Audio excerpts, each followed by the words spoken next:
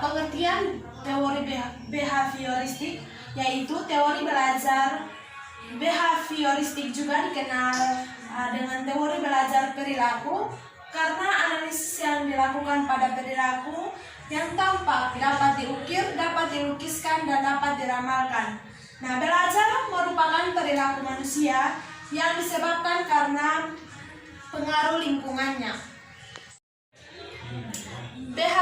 Behavioritisme hanya ingin mengetahui di mana perilaku individu yang belajar. Heuristik memandang bahwa belajar merupakan perubahan tingkah laku sebagai akibat dari interaksi antara stimulus dan respon. Behaviorisme hanya ingin mengetahui di mana perilaku individu yang belajar dikendalikan oleh faktor-faktor lingkungan, artinya lebih menekankan pada tingkah laku manusia.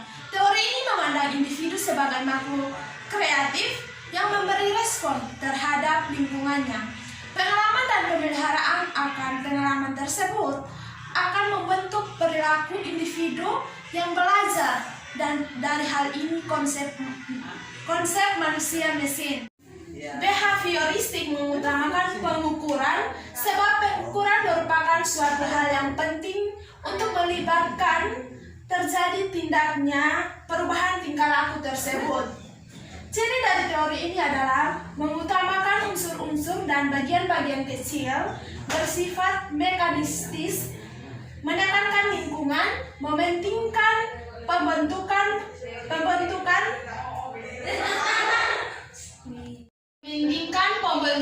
reaksi atau respon, menekankan pentingnya latihan, mementingkan mekanisme hasil belajar, dan hasil belajar yang diperoleh adalah munculnya perilaku yang diinginkan.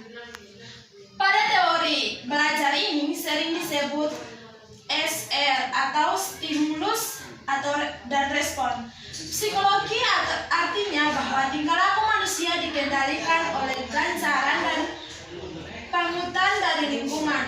Dengan demikian, dalam tingkah laku belajar terdapat jalinan yang sangat erat antara reaksi-reaksi behavioral dengan stimulusnya.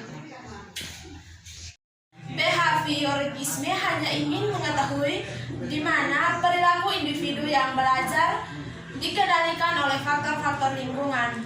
Artinya lebih menekan pada tingkah laku manusia. Teori ini memandang individu sebagai makhluk kreatif yang menekan respon terhadap lingkungannya. Pengetahuan adalah objektif, pasif, tetap, dan tidak berubah. Dengan stimulus adalah apa yang merancang terjadinya kegiatan belajar seperti pemikiran, perasaan, dan hal-hal lain yang dapat ditangkap melalui alat indera. Sedangkan respon yaitu reaksi yang dimunculkan peserta didik ketika belajar yang dapat pula berpikir, perasaan, dan tingkah laku atau tindakan seseorang.